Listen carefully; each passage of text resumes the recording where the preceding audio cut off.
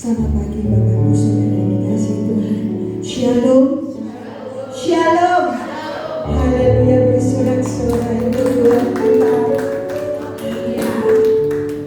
Seberapa kita yang hadir saat ini, kita percaya Tuhan ada di tengah-tengah kita.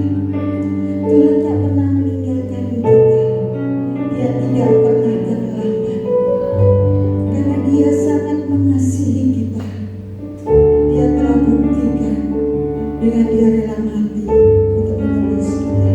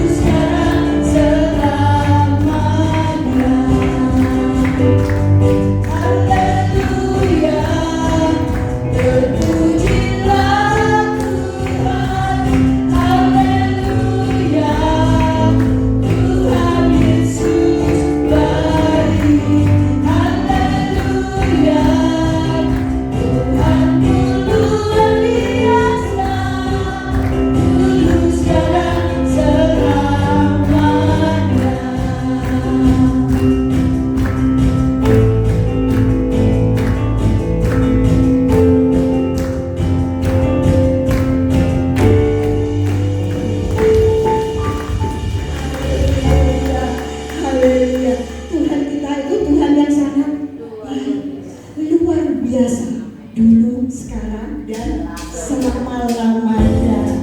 Haleluya, haleluya. Tuhan, ada Tuhan yang penuh kasih, penuh hikmat dan kuasa.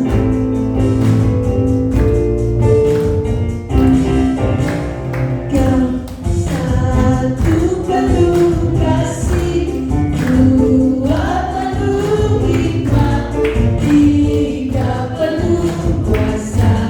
Kau mulia, kau ada waktu suka, ada waktu duka.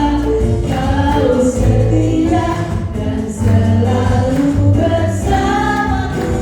Kau membuatku tersenyum, membuatku tertawa, membuatku bahagia.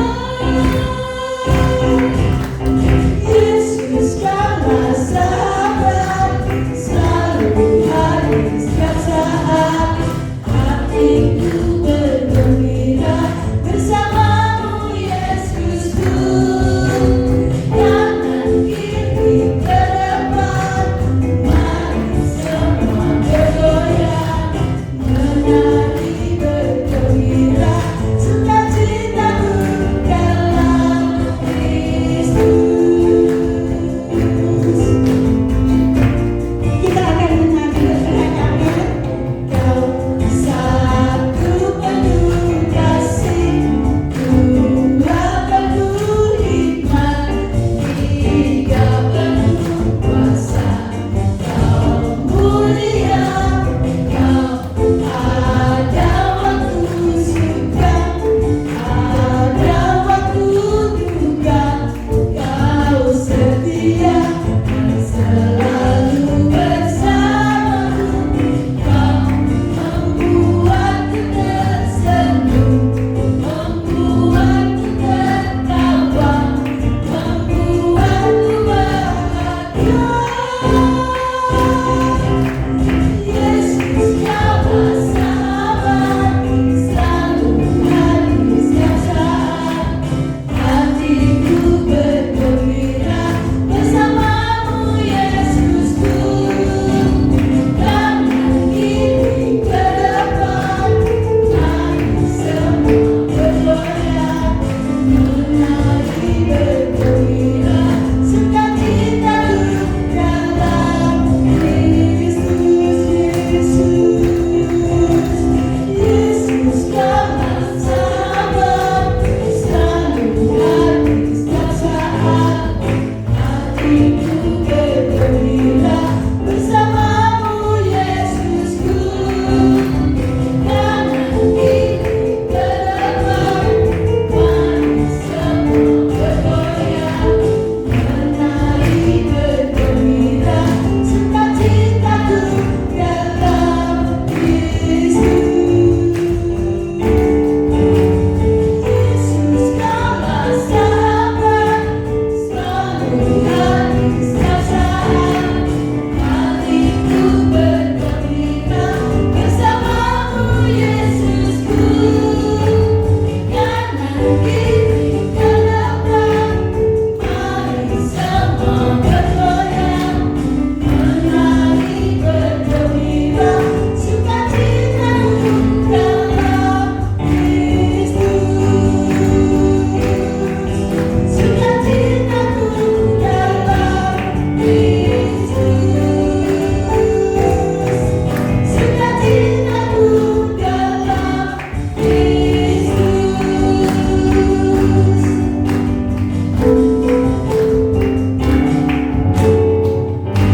Haleluya, haleluya. Sukacita kita hanya ada di dalam Kristus. Luar biasa. Silakan duduk kembali. Yesus adalah nama yang luar biasa. Nama Yesus yang sudah memikat hati kita. Amin.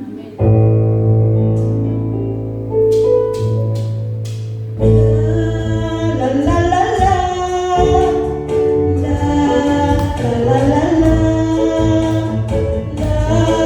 la la la la.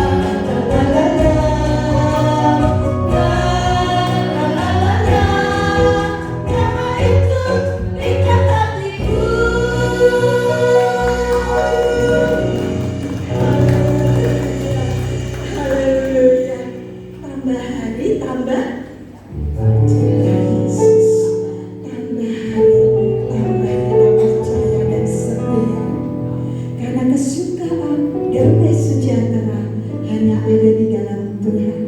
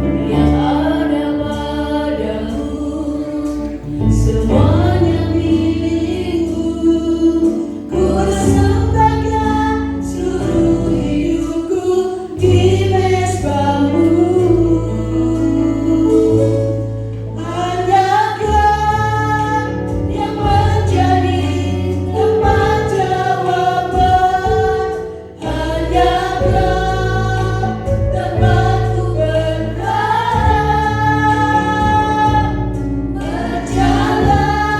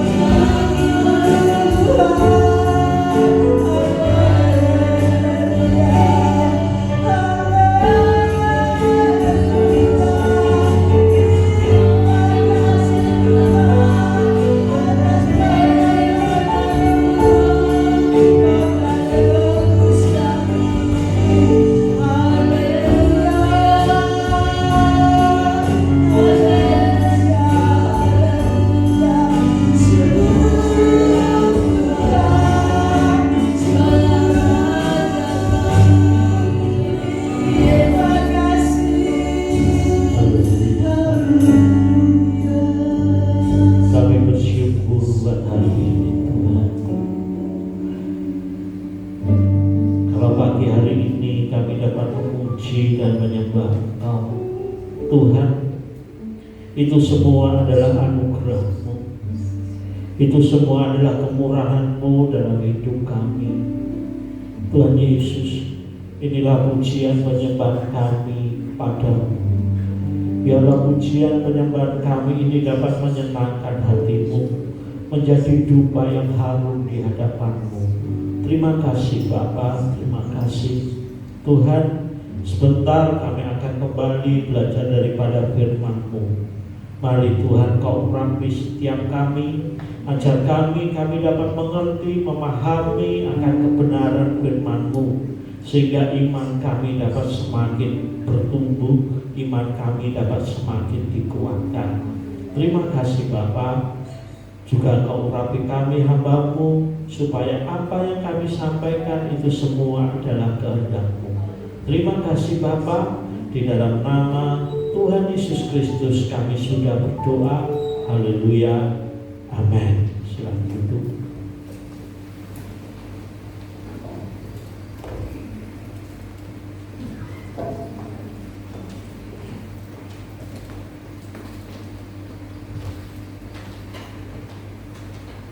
Shalom.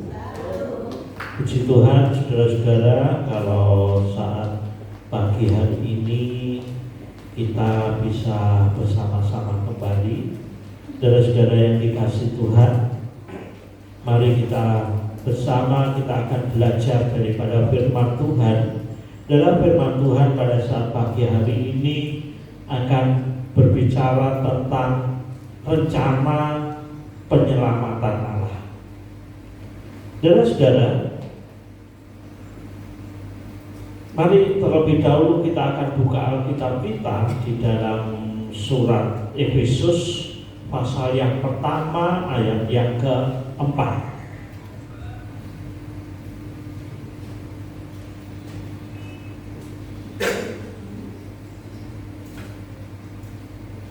Efesus pasal yang pertama ayat yang keempat.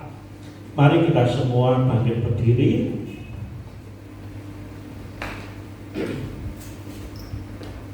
Saya akan bacakan ayat firman Tuhan ini, Efesus pasal 1 ayat yang keempat. Sebab di dalam Dia Allah telah memilih kita sebelum dunia dijadikan, supaya kita kudus dan tak bercacat di hadapannya. Saya ulangi lagi, sebab di dalam Dia, di dalam Kristus Yesus, ya, sebab di dalam Dia Allah telah memilih kita sebelum dunia dijadikan, supaya kita kudus dan tak bercacat di hadapannya. Silakan dulu. Saudara yang dikasihi Tuhan, ketika Allah menciptakan langit dan bumi, kali lagi, ketika Allah menciptakan langit dan bumi, Allah sudah memiliki rencana, saudara.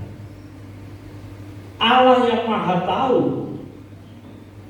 ketika Ia mau menciptakan langit dan bumi, ketika Dia mau menjadikan manusia, Allah sudah tahu apa yang akan terjadi. Allah tahu bahwa manusia yang diciptakan ke depan dia akan jatuh dalam dosa. Rencana Allah untuk menjadikan manusia sebagai gambar dan rupanya, Dia tahu bahwa mereka akan jatuh dalam dosa.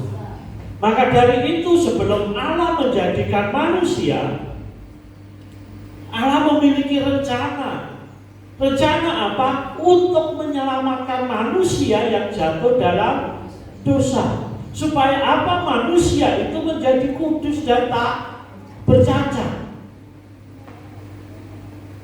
Jadi saudara yang dikasihi Tuhan, sekali lagi Allah memiliki rencana untuk menyelamatkan manusia itu kapan mulai? Sebelum dunia ini dijadikan. Ya, sebelum Allah menciptakan langit dan bumi, Allah sudah memiliki rencana. Allah tahu, Dia Maha tahu, Dia tahu manusia akan jatuh dalam dosa.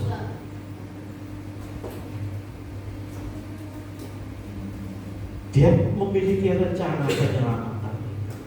Dan rencana itu apa? Rencana penyelamatannya yaitu Dia akan mengutus putranya yang tunggal, yaitu firman Tuhan. Firman-Nya akan diutus untuk menjadi manusia, untuk menyelamatkan manusia. Sebab apa? Manusia gak akan bisa menyelamatkan dirinya sendiri. Kali lagi, manusia tidak akan bisa menyelamatkan dirinya sendiri. Jadi di dalam firman Tuhan tadi katakan,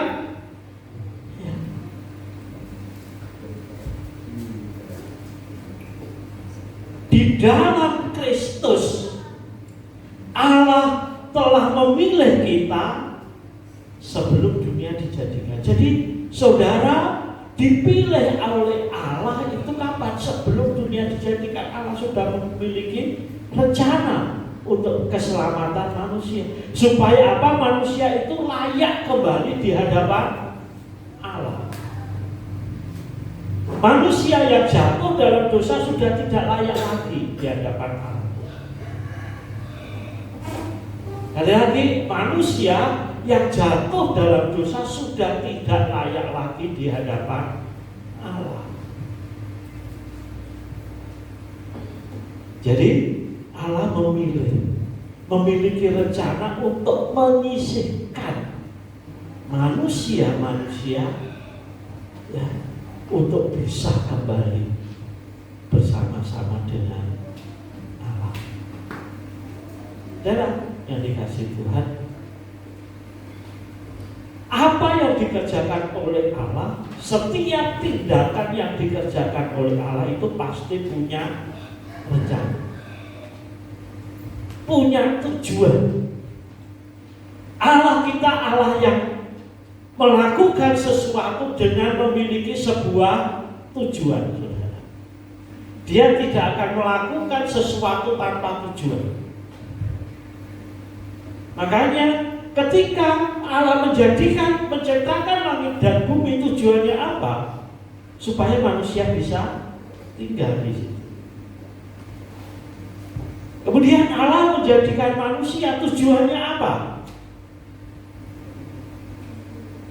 Allah ingin tinggal bersama-sama dengan manusia. Makanya Allah menjadikan manusia itu menurut gambar dan rupa Allah. Manusia dijadikan serupa, atau bisa dikatakan manusia itu dijadikan seperti Allah.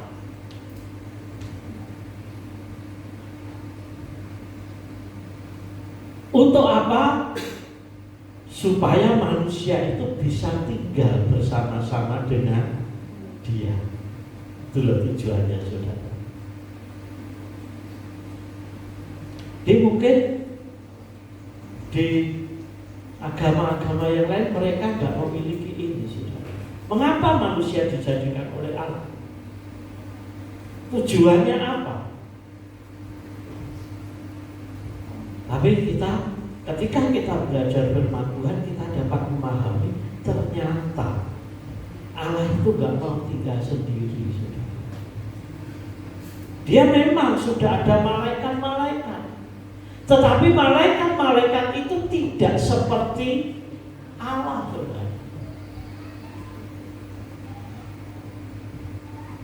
Hingga Dia menjadikan manusia sama seperti Dia.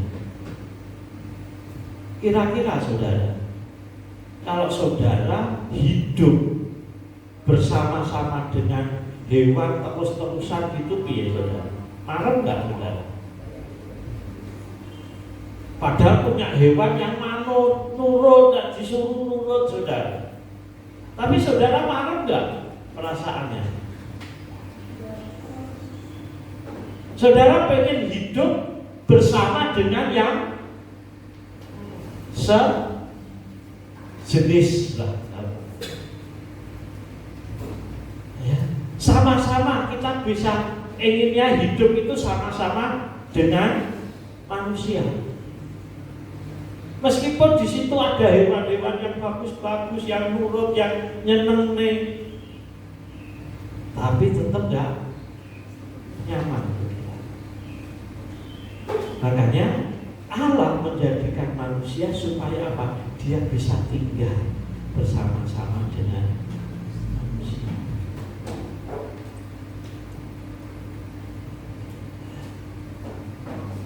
Tetapi perjalanannya seperti apa yang diketahui oleh Allah, manusia akhirnya jatuh dalam dosa.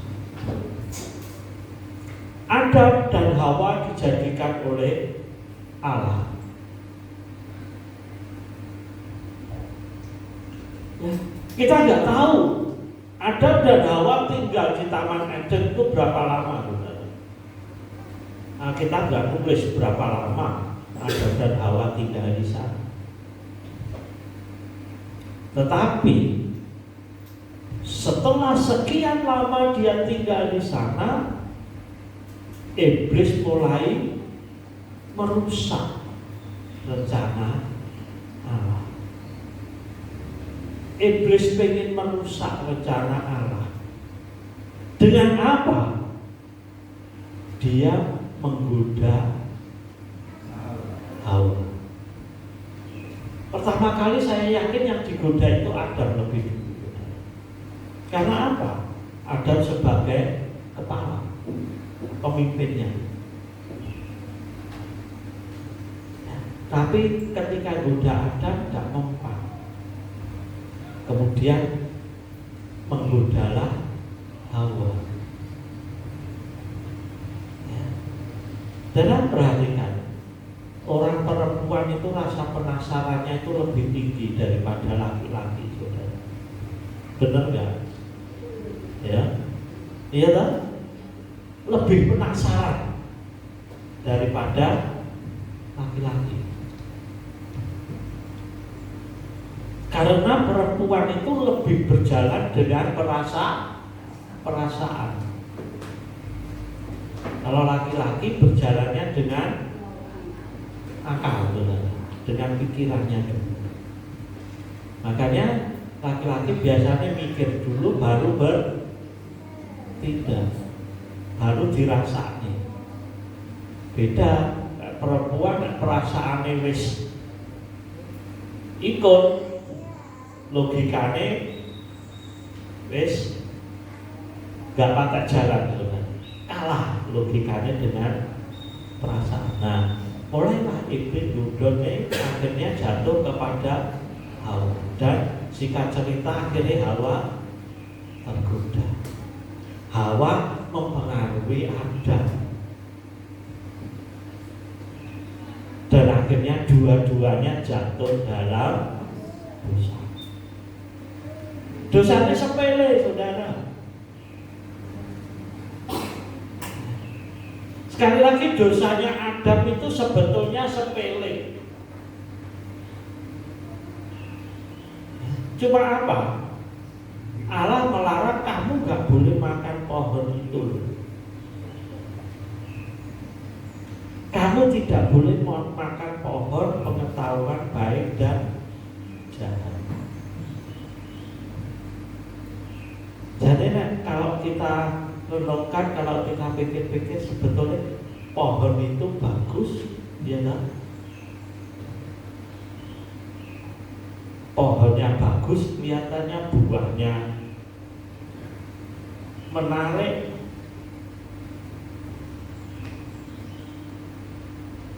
sehingga Hawa mulai tertarik dan akhirnya makan.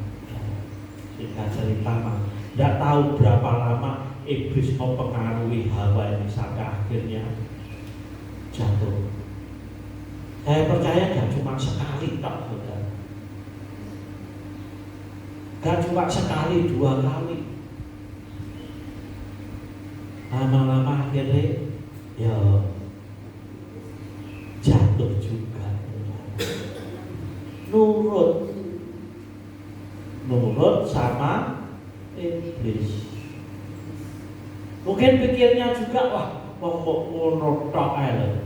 Masa engkau gak, masa disenani terus? Iya kan? Sekadanya saudara punya anak, wis ya, wah iki aja mbok pangan ya.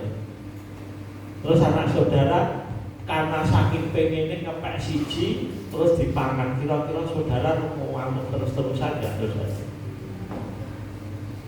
Mungkin pertama kali ngamuk gelok, tapi baru ya enggak, ya udah. Terus kadung karo piye nah. Mungkin juga Hawa punya anaknya juga, aku tak ngepek siji. Paling pamane diseneni ya kok bingung. Tapi saudara, di hadapan Allah yang namanya melanggar itu harus tetap dihukum. Tidak tahu pelanggaran itu besar atau kecil. Akhirnya dengan makan buah itu Adam dan Hawa jatuh.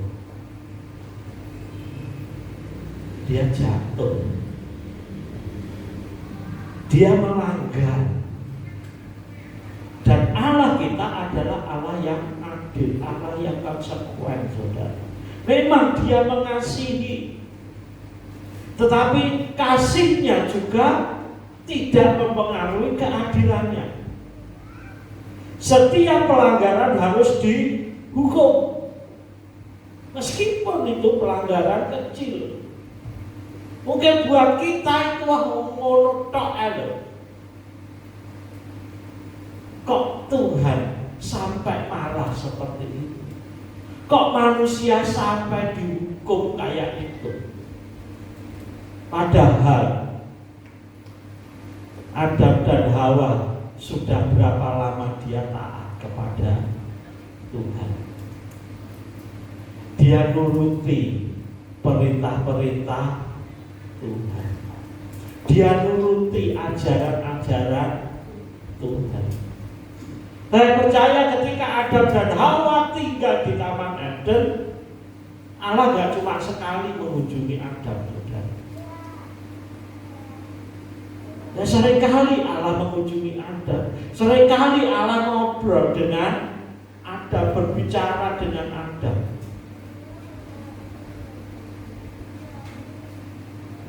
Sehingga ketika manusia itu jatuh, sudah melanggar perintah Tuhan, manusia baru sadar. Ya, manusia baru sadar, baru tahu, baru memiliki, akhirnya memiliki rasa malu.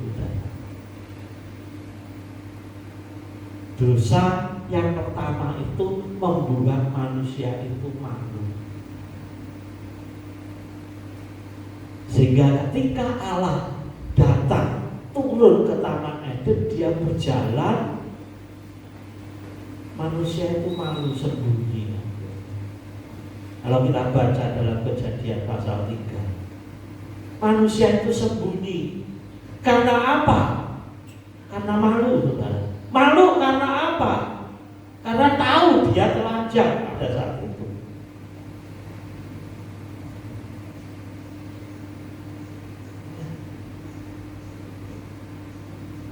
Dia tahu, sehingga dia sembunyi. Dia berusaha menutupi.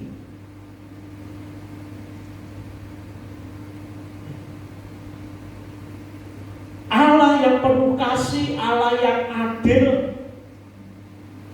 ketika Allah ketemu dengan manusia pada saat itu, ketemu dengan Adam pada saat itu, Allah gak langsung duduk. Bayangkan kasih Allah itu luar biasa. Dia tahu Adam dan Hawa sudah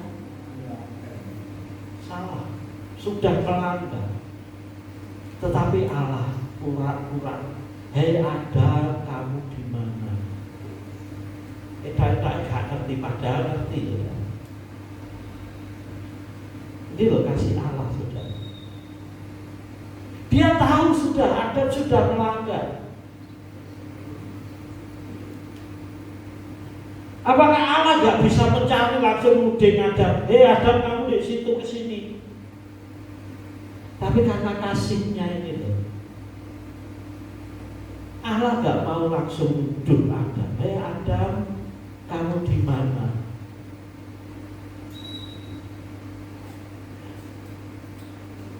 Adam dan Hawa sembunyi sudah. Adam dan Hawa baru nyadar, oh Tuhan. Dia jawab, Tuhan aku di sini tapi aku malu Tuhan. Apakah kamu sudah makan buah pohon pengetahuan baik dan jahat? Yang dilakukan Adam apa saudara? Nuduh. Oh Tuhan, ini loh goro-goro Hawa yang kau berikan kepadaku sehingga aku jatuh dalam dosa. Jenenge manusia itu disalahnya gak gelem. Wis salah tapi gak gelem ngaku salah.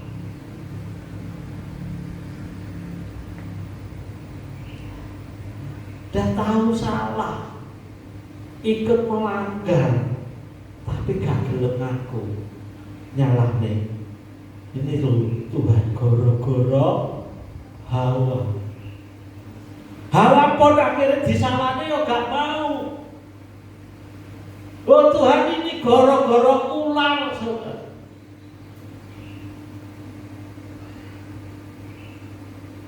Sing langgar itu ya Hawa, tapi Hawa tahu goro-goro Adam jatuh gara-gara Hawa.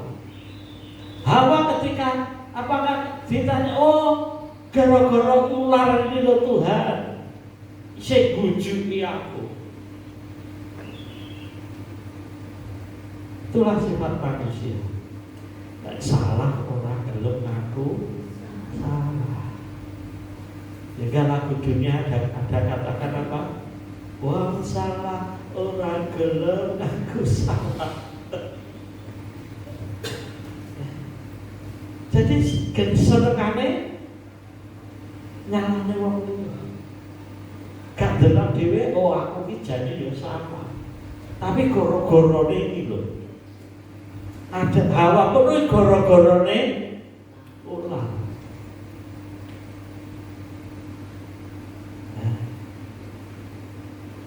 Tapi kesimpulannya manusia sudah jatuh.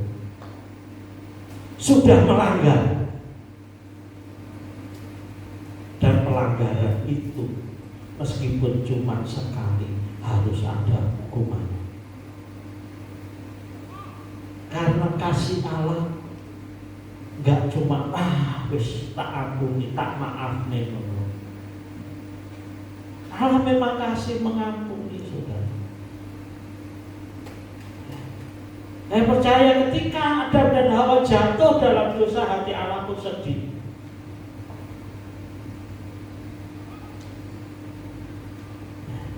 Tetapi keadilan Allah itu juga gak bisa dilanggar. Allah itu juga adil.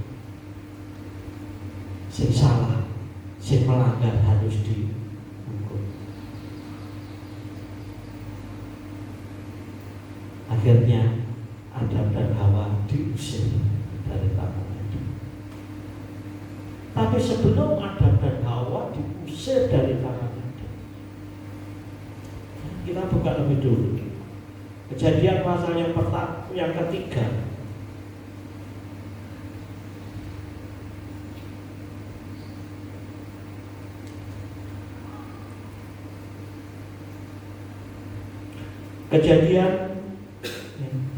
Buka Kejadian pasal yang ketiga ayat yang ke-15.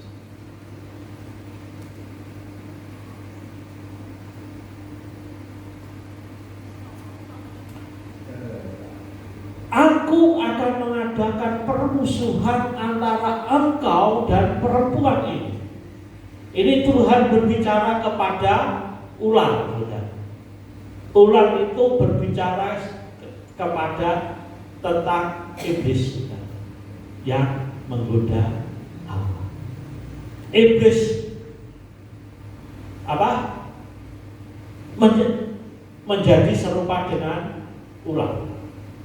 Aku akan mengadakan permusuhan antara engkau dan perempuan ini, antara keturunanmu dan keturunannya.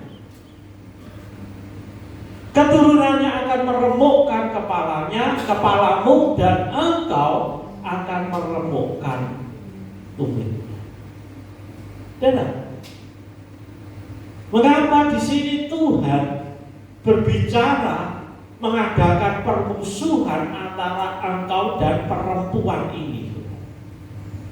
Biasanya keturunan itu kan diambil dari pihak laki-laki loh. Apalagi ada orang Yahudi, perempuan, keturunan itu diambil dari laki-laki. Sehingga anak Yakub sebetulnya 13, yang dihitung cuma 12. Karena yang apa? Karena yang satu perempuan, saudara.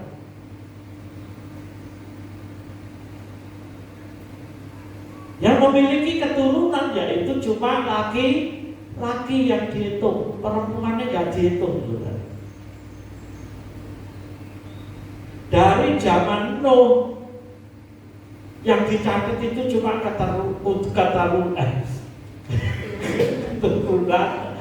keturunannya pihak laki-laki. Makanya anak Nuh cuma 3, Ham, Sem, Ham, Yafet. Terus dari Sem keturunan ini, dari Ham ini, dari Yafet ini. Cuma laki-laki semua. Perempuan nggak ada yang ditulis keturunan. Tetapi Tuhan berjanji antara engkau dan perempuan ini bukan dengan Adamnya, saudara, tapi dengan Hawa. Rasanya aneh ayat ini. Sekali lagi keturunan itu berbicara orang laki-laki, tetapi Tuhan khusus menyebutkan keturunan perempuan ini, keturunan Hawa ini, saudara, akan meremukkan kepalanya dan engkau akan meremukkan tumitnya. Ini janji Allah berbicara tentang keselamatan yang akan datang. Allah kasih, Dia mengasihi manusia, tetapi manusia sudah jatuh dalam dosa. Tetapi Allah tidak bisa mengingkari keadilannya, sehingga yang salah itu tetap salah.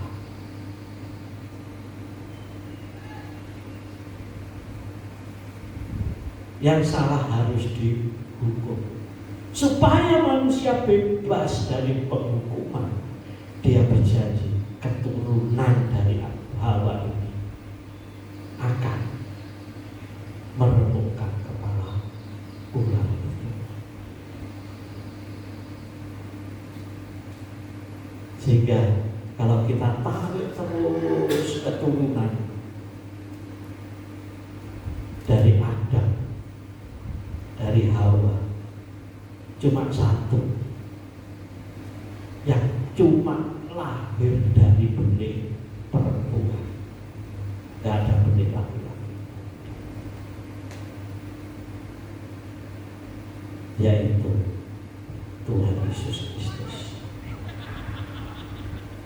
Dia lahir bukan karena benih laki-laki dan perempuan, tetapi cuma benih dari perempuan saja.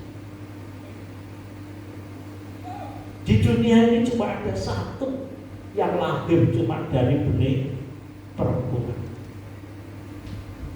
Makanya Tuhan berfirman, dari perempuan ini, dari Hawa ini akan lahir seseorang yang meremukkan kepala iblis, yang mengalahkan iblis. Meskipun iblis akhirnya dia bisa gigit tumitnya,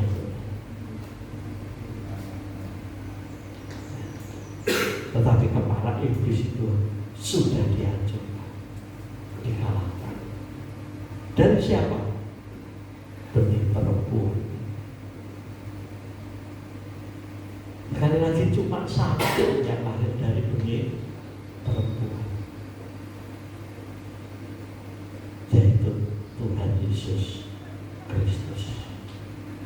Dia lahir bukan karena keinginan laki-laki.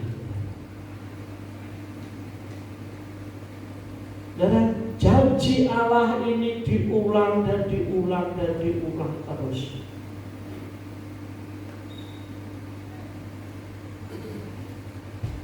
Ketika manusia sudah kejahatannya semakin meningkat, dalam Kejadian pasal 5, kejahatan manusia itu sudah parah. Keinginan manusia itu cuma berbuat jahat.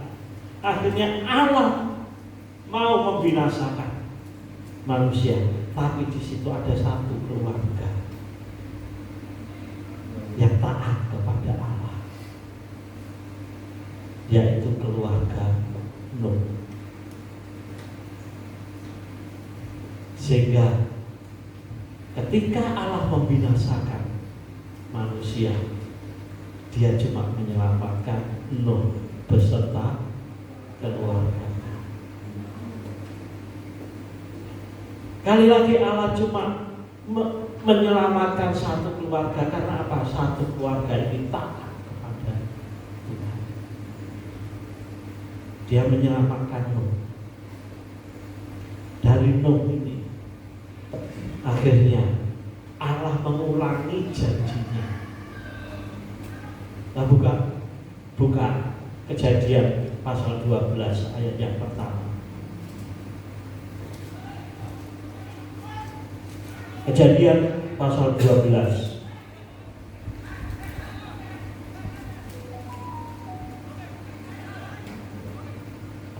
ayat 1 dan ayat yang kedua. Berfirmanlah Tuhan kepada Abram, pergilah dari negerimu dan dari sanak saudaramu dan dari rumah bapamu ini ke negeri yang akan kutunjukkan kepadamu. Aku akan membuat engkau menjadi bangsa yang besar dan memberkati engkau, serta membuat namamu masyhur, dan engkau akan menjadi berkat. Engkau akan menjadi berkat. Kalau dalam terjemahan lain dikatakan engkau akan menjadi berkat bagi banyak bangsa. Menjadi berkat bagi orang lain, bagi bangsa-bangsa. Saudara-saudara, Allah mengulangi janjinya tentang penyelamatan ini kepada Abraham. Kepada Abraham janji keselamatan ini diulangi lagi. Tentang keselamatan yang akan datang, menjadi berkat oleh keturunanmu. Semua bangsa akan memperoleh berkat.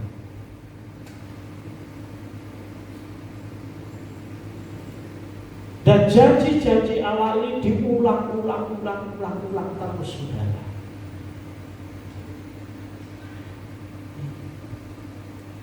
Akhirnya dari keturunan Abraham ini muncullah suatu bangsa yang namanya bangsa Israel. Janji Tuhan keselamatan ini kepada keturunannya, yaitu bangsa melalui bangsa Israel.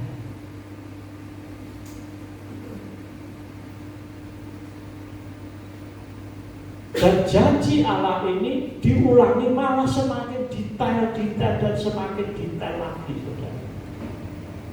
Kalau kita pelajari di dalam perjanjian lama, di dalam perjanjian lama itu tertulis, saudara, ada 345 nubuatan tentang Tuhan Yesus. Ya, kalau dihitung, saya sih nggak hitung, cuma katanya aja, saudara. Saya sendiri nggak pernah hitung, saudara. Ya. Orang yang sudah mempelajari dan menghitung, ada 345 nubuatan tentang Tuhan Yesus. Bagaimana dia harus lahir, bagaimana hidupnya, apa yang dia lakukan,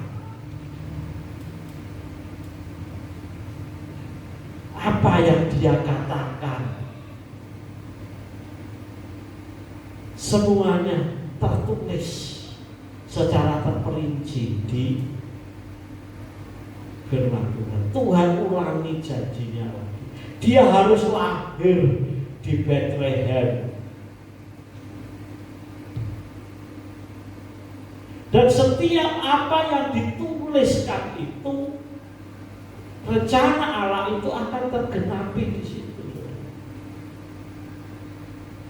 Makanya firman Tuhan kita, Alkitab kita, itu sebuah buku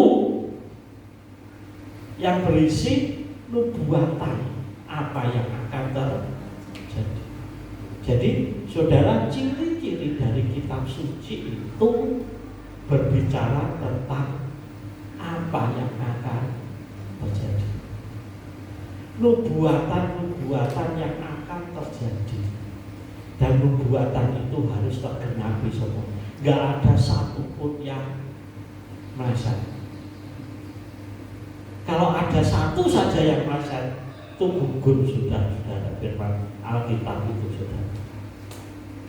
Jadi nubuatan di dalam kitab suci itu harus semuanya tergenapi.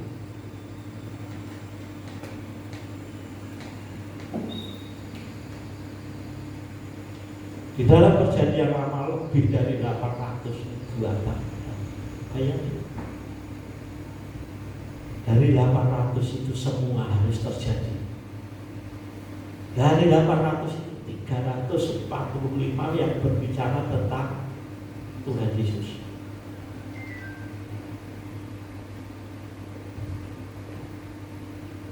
Mujizat-mujizat terjadi.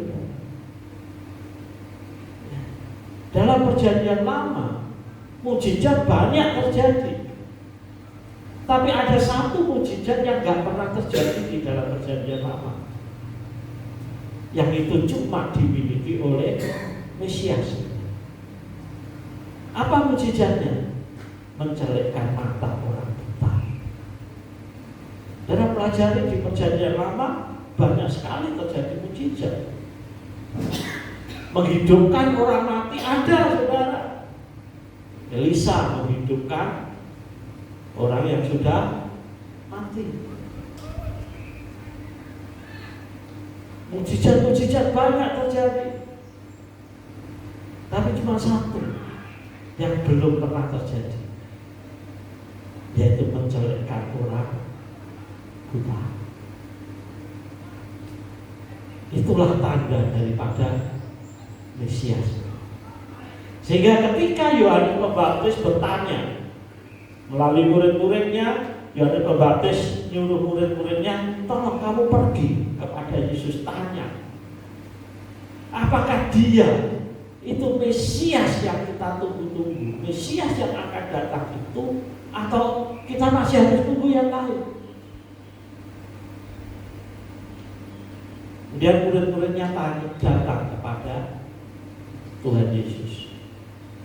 Dia tanya, benarkah Engkau Mesias yang akan datang itu? Ataukah aku harus menunggu yang lainnya?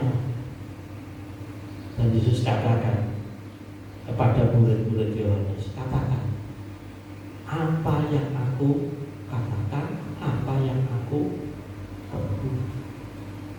Di situ Tuhan Yesus cuma katakan, dia, aku, atau mujizat itu mencelekkan mata orang buta. Ketika Yohanes Pembaptis mendengar apa yang dikatakan Tuhan Yesus mencelekkan orang buta, dia langsung mengerti, oh dialah Mesias yang kita tunggu-tunggu.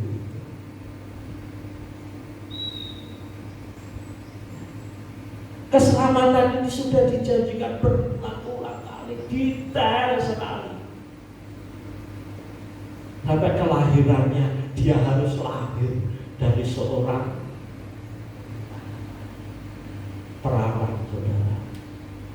Seorang perawan, seorang perempuan. Tentang kelahirannya di mana. Makanya ketika orang Majus datang kepada Herodes, Herodes panggil ahli-ahli Taurat, selidiki di mana itu terjadi. Akhirnya ahli-ahli Taurat menyimpulkan dia lahir di Bethlehem. Karena apa? Sesuai kitab Mika, sesuai Nabi Mika katakan dia akan lahir di Bethlehem. Hanya orang Majus langsung bisa nyari ke Bethlehem dan ketemu. Rencana Allah itu sebetulnya teliti. Makanya kalau kita baca di dalam firman Tuhan, seringkali Alkitab firman Tuhan itu Yohanes, Lukas, Matius, Markus, Lukas, Yohanes seringkali mengutip ayat-ayat dalam Perjanjian Lama. Supaya apa? Ayat itu tergenapi di dalam diri Tuhan Yesus. Dia harus mati di atas kayu salib, matinya. Dia harus dicambuk lebih dulu. Dia harus disesah lebih dulu. Sampai pakaiannya pun akhirnya diundi, saudara. Pakaian Tuhan Yesus yang dikenakan sebelum dia disalib mau dibagi-bagi, ternyata pakaiannya cuma satu, saudara. Kalau jahitan nih, kok bisa? Bagaimana Allah menyiapkan itu semua? Mungkin orang yang memberi pakaian itu mereka gak ngerti firman Tuhan, sehingga Tuhan Yesus dikasih pakaian cuma yang sambung, saudara, gak bisa dipotong-potong, sehingga akhirnya pakaiannya diundi. Di Mazmur sudah katakan dia akan mengundi pakaian, karena nggak bisa dibagi, saudara. Lambungnya harus ditusuk. Mungkin yang tusuk lambung itu ya gak ngerti, nah ini genapi firman Tuhan. Tentara Roma yang ngecek Yesus itu masih hidup apa wis mati, akhirnya lambungnya ditusuk. Dulu ternyata ini menggenapi firman Tuhan. Kalau saya pikir, saya mengungkap firman Tuhan tentang kehidupan Tuhan ini, bagaimana Allah di dalam Perjanjian Lama sudah menuliskan, memberitahu hal-hal yang sangat-sangat detail. bagaimana hidup dari penyelamat itu, hidup daripada Mesias itu, mulai lahir sampai matinya. Ini rencana Allah itu, saudara, pasti akan berkenan.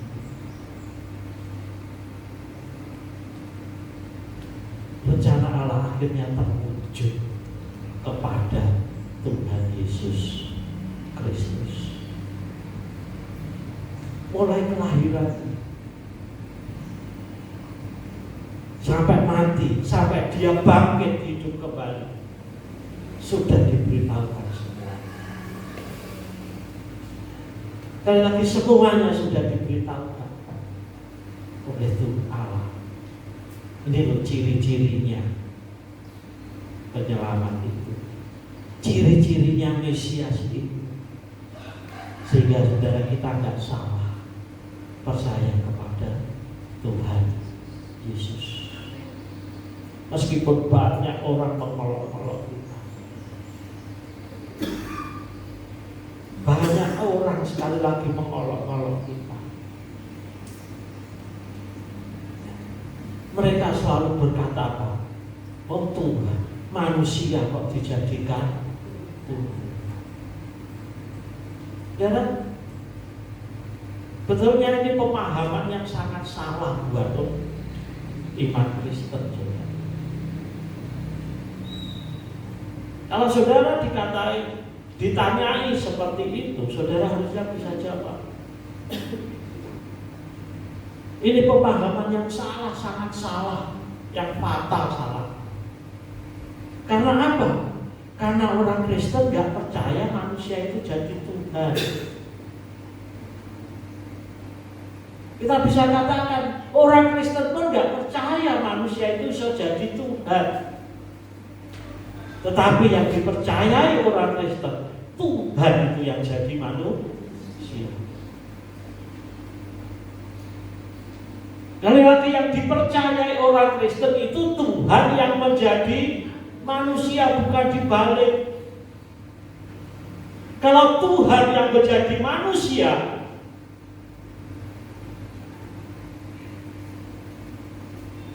apapun bisa dilakukan Tuhan.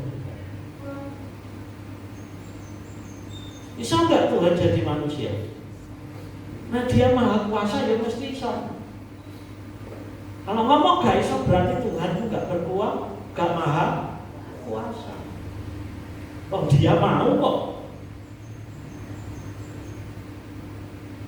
Dia mau menjadi manusia. Jadi kalau dibuktikan Yesus itu manusia, ini loh buktinya Yesus benar. Yesus itu manusia juga. Jadi banyak orang membuktikan, ini loh buktinya Yesus itu manusia, benar. Yesus itu manusia. Tapi Yesus itu bukan manusia yang menjadi Tuhan, tetapi Tuhan yang menjadi manusia. Apakah ketika Tuhan itu menjadi manusia, terus Tuhan hilang, saudara? Ya enggak. Meskipun Tuhan itu jadi manusia, Tuhan itu enggak hilang. Makanya dia masih bisa berkuasa, memiliki kuasa. Tuhan Yesus ketika mengadakan mujizat, dia minta kepada Bapa dulu enggak?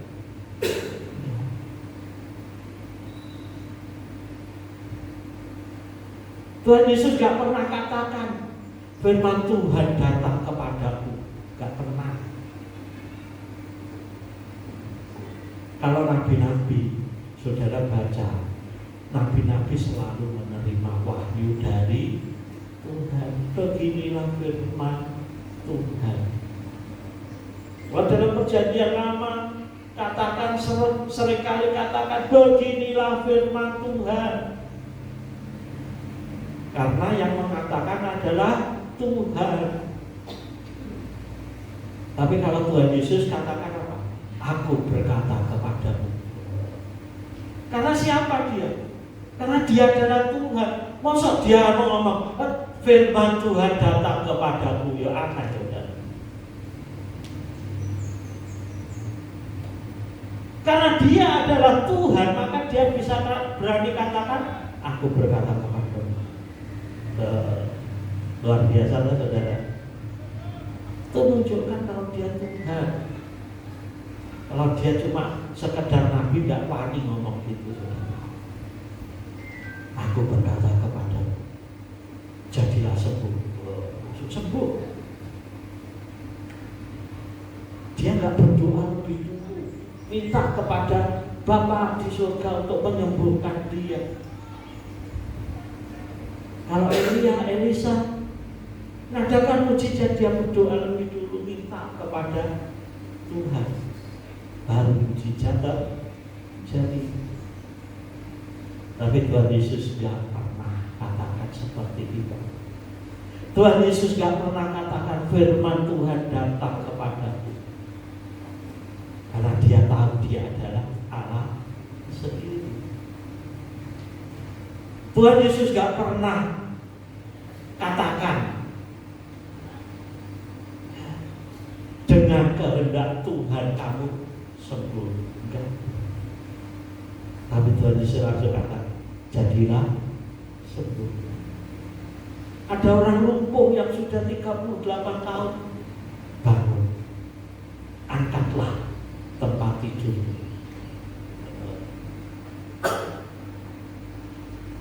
Ketika Tuhan Yesus menyampaikan ajaran-ajarannya, dia gak akan katakan firman Tuhan datang kepadamu begini,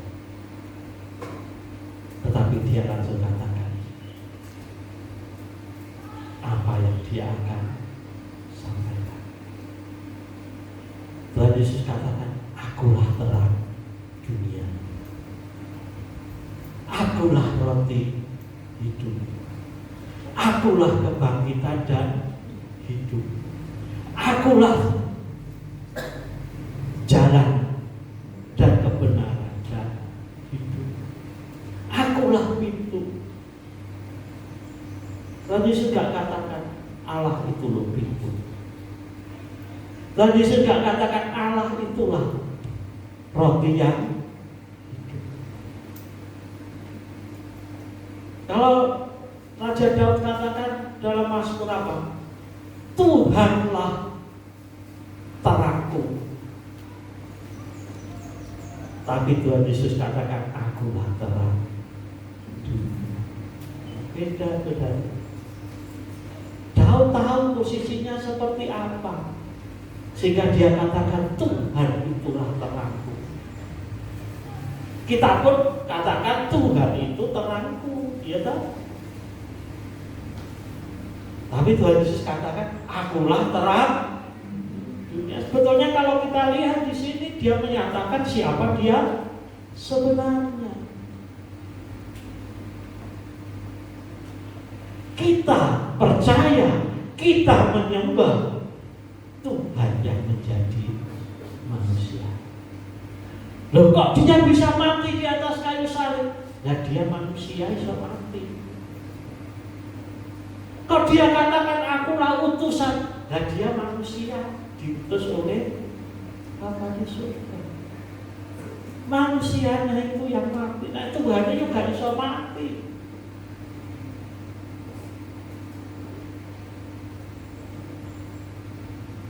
Tidak pertanyaannya, Yesus ketika mati itu si nyabut nyawone sapa? Ya, Tuhan Yesus gak dicabut nyawanya itu. Tapi apa yang Tuhan Yesus katakan terakhir? Bapa, ke dalam tanganmu kuserahkan nyawaku. Jadi nyawanya dengan sukarela diserahnya. Kalau si nyambut, kalau pencabut nyawanya juga, nyawanya diserahkan. Dan Tuhan Yesus katakan, apa yang aku serahkan, aku juga berhak mengambil. Hingga hari ketika dia bangkit. Karena apa? Karena dia Tuhan. Maut tidak bisa kuasa kematian tidak bisa mengalahkan. Jadi kita percaya Allah yang menjadi manusia. Karena hanya Allah lah yang menjadi manusia yang bisa menyelamatkan manusia. Karena hanya Allah lah yang menjadi manusia yang bisa menggenapi seluruh tuntutan hukum Taurat. Karena Allah lah yang menjadi manusia sehingga dia tidak berbuat dosa. Ia yang tidak berbuat dosa, ia yang tidak kenal dosa, sudah dijadikannya dosa karena pelanggaran kita. Dia yang menebus, menanggung hukuman kita. Tapi dia menang, dia bangkit. Yesus yang Tuhan itu yang menjadi manusia, itulah yang kita sembah. Kita sekali lagi, kita tidak menyembah manusia yang menjadi Tuhan. Itu konsep yang sangat salah terhadap iman Kristen. Mereka selalu katakan, oh manusia kok disembah, manusia kok menjadi Tuhan sehingga disembah. Kebalik-balik. Sekali lagi saya tegaskan, kita tidak menyembah manusia yang jadi Tuhan, tapi kita menyembah Tuhan yang jadi manusia. Kalau Tuhan jadi manusia, layak kita sembah, layak kita percaya. Karena kasih-Nya itulah Dia selamatkan kita. Dia mau menderita sebagai manusia, dia harus menanggung penderitaan. Dia setia sampai mati di kayu salib. Karena itulah Tuhan Yesus itu teladan yang sempurna, teladan yang utuh. Semua apa yang dikerjakan Tuhan Yesus itu patut kita contoh. Gak dipilih-pilih, oh ini khusus, ini boleh kita pilih, ini khusus untuk dia, kita gak boleh. Tapi teladan yang sempurna, apa yang dikerjakan Tuhan Yesus sudah seharusnya kita contoh. Karena itu dalam surat 1 Yohanes katakan apa? Orang yang percaya kepada Dia, dia wajib hidup seperti Dia. Dia wajib. Baru di sini kata wajib itu muncul. Kalau mengasihi, kasihilah sesama manusia, nggak ada wajibnya. Tetapi di sini orang percaya itu wajib hidup sama seperti Dia. Karena kasih Tuhan itu begitu luar biasa buat kita, maka kita kali lagi kita wajib hidup seperti Dia. Pagi hari ini kita juga mengenang kembali pengorbanan Tuhan Yesus di atas kayu salib. Ketika mengadakan perjamuan terakhir, kalimat Tuhan Yesus katakan, perbuatlah ini untuk mengenang kematian. Ketika kita melakukan perjamuan kudus, kita kenangkan dari pengorbanan Tuhan Yesus, supaya kita tidak menyia-nyiakan pengorbanan. Ayo kita pemain musik untuk maju ke depan.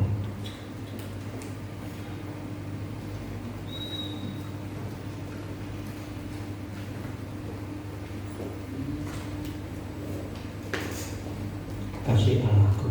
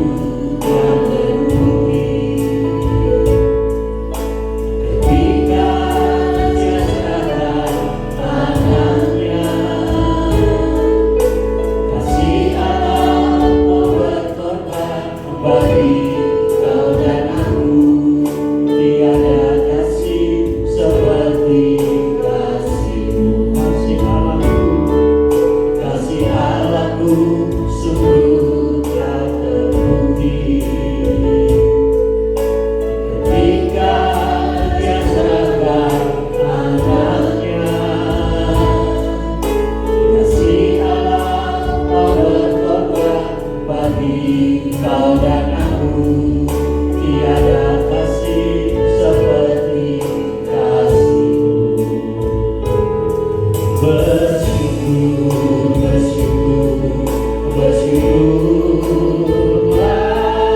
bersyukur karena kasih setiamu.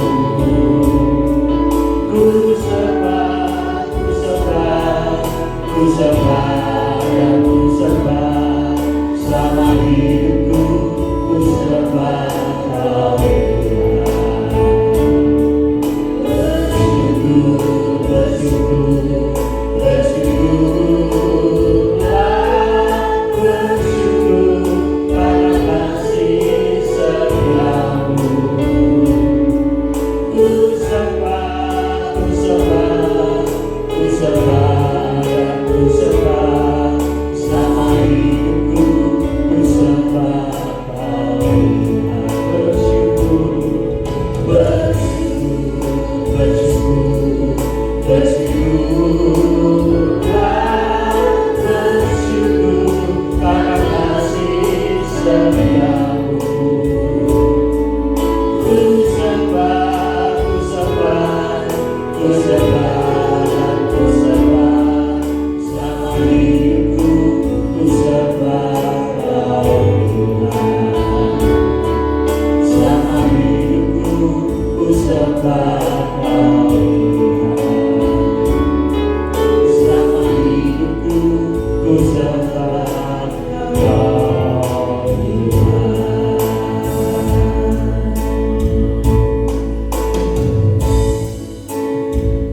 Haleluya Tuhan. Tuhan, kami percaya akan kasih-Mu. Tuhan, rencanamu tidak pernah gagal. Kami bersyukur Tuhan buat anugerah yang telah Kau berikan kepada kami. Kami bersyukur Tuhan buat pengorbananmu di atas kayu salib yang menyelamatkan kami. Sehingga hari ini Tuhan, kami dapat berkenan di hadapan-Mu. Terima kasih Bapa, terima kasih. Saya minta Bapak Pariono dan Bapak Madiono untuk maju ke depan untuk ikut ambil bagian dalam perjamuan kudus. Tuhan, bentar kami akan kembali masuk dalam perjamuan kudus. Mari Tuhan Engkau memberkati anggur roti yang telah tersedia. Engkau berkati dengan kuasa tubuh dan darah-Mu, sehingga ketika kami makan, ketika kami minum, ada persekutuan di dalam Engkau. Dan Engkau juga mengurapi kedua anak-Mu yang ikut ambil bagian di dalam pelayanan perjamuan kudus. Engkau memberkati semuanya. Terima kasih Bapa. Kami bersyukur di dalam nama Tuhan Yesus Kristus kami berdoa. Haleluya. Amin. Silakan duduk. Kasih Allahku sungguh telah terbukti.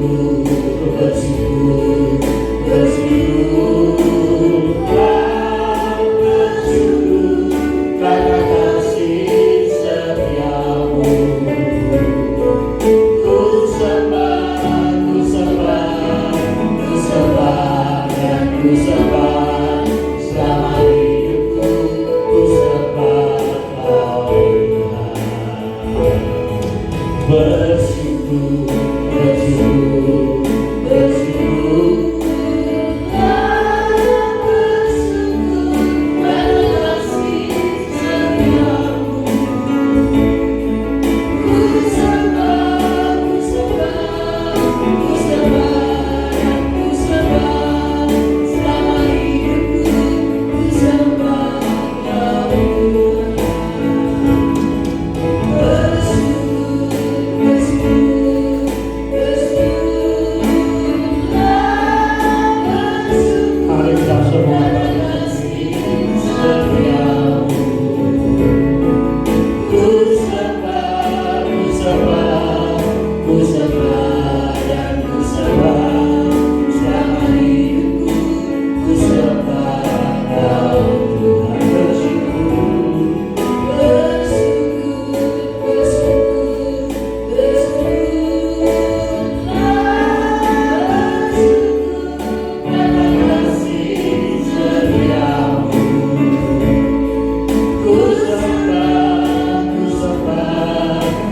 serah dan ku serah, selama hidupku ku serah Kau Tuhan.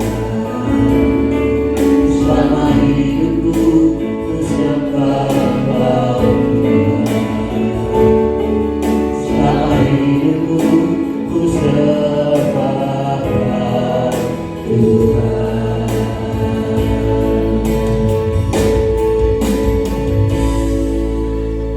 Haleluya Tuhan Yesus. Terima kasih. Mari kita angkat roti tinggi di atas kepala kita.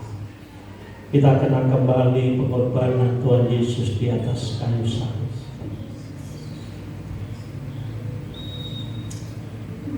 Oh, terima kasih Tuhan, Engkau rela menderita buat kami. Tuhan, kami bersyukur buat anugerah-Mu bagi kami. Terima kasih Bapa, terima kasih. Saudara dengarkan begini firman Tuhan. Dan ketika mereka sedang makan, Yesus mengambil roti, mengucap berkat, memecah-mecahkannya, lalu memberikannya kepada murid-muridnya dan berkata, ambillah, makanlah, inilah tubuhku. Bukankah roti yang sudah diberkati ini ada persekutuan di dalam tubuh Kristus? Mari kita makan bersama-sama dalam nama Tuhan Yesus.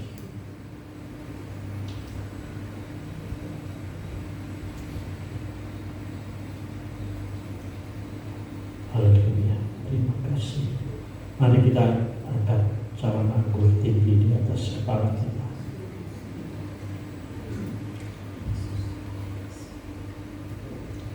Sesudah itu ia mengambil cawan, mengucap syukur, lalu memberikannya kepada mereka dan berkata, minumlah kamu semua dari cawan ini, sebab inilah darahku, darah perjanjian yang ditumpahkan bagi banyak orang untuk pengampunan dosa.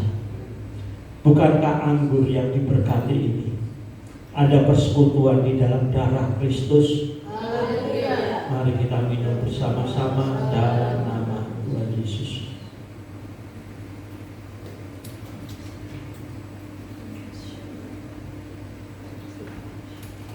Terima kasih Tuhan. Kami bersyukur Tuhan, kalau pagi hari ini kami dapat ikut di dalam perjamuan kudus. Tuhan,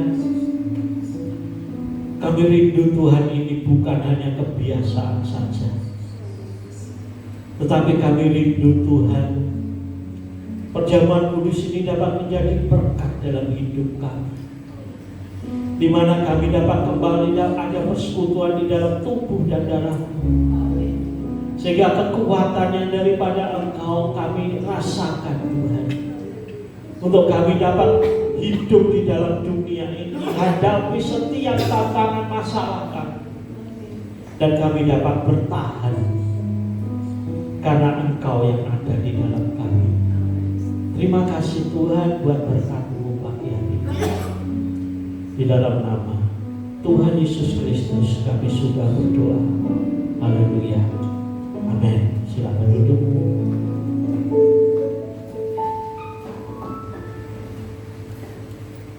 Haleluya. Kita telah mendengarkan sebagian daripada firman Tuhan.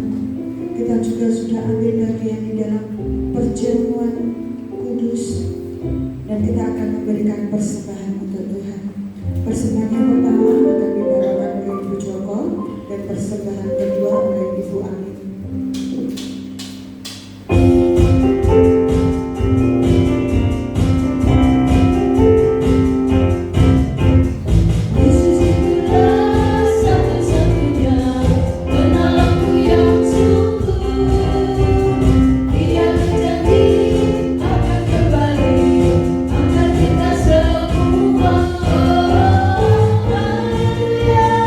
Puji Tuhan.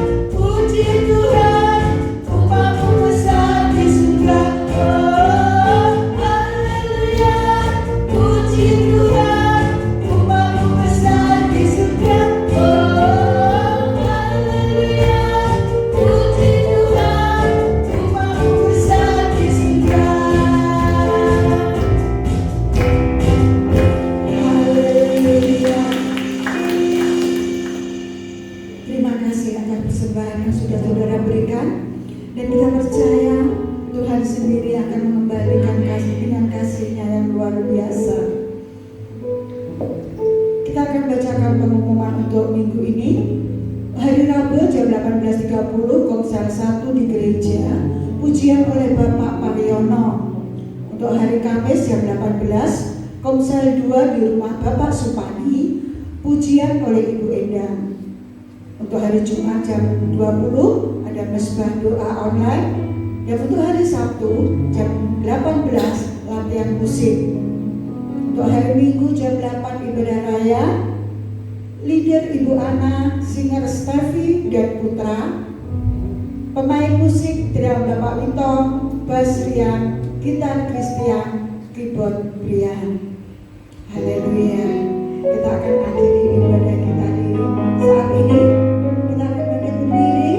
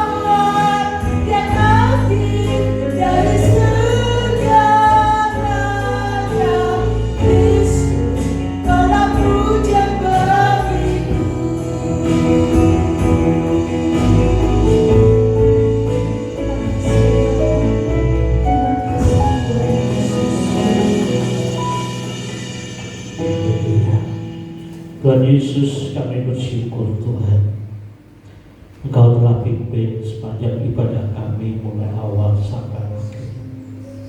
Kami bersyukur Tuhan, kalau hari ini kami memiliki kesempatan untuk kami dapat memuji, menyembah Engkau, untuk kami dapat mendengar akan firman Tuhan. Ini adalah anugerah, ini semua adalah karunia-Mu bagi kami Tuhan. Tuhan Yesus, kami berdoa Tuhan buat setiap anak-anak-Mu yang telah memberi persembahan di hadapan-Mu. Mari Tuhan Kau memberkati mereka dengan berlipat kali ganda. Biar kuasa-Mu nyata di dalam kehidupan kami.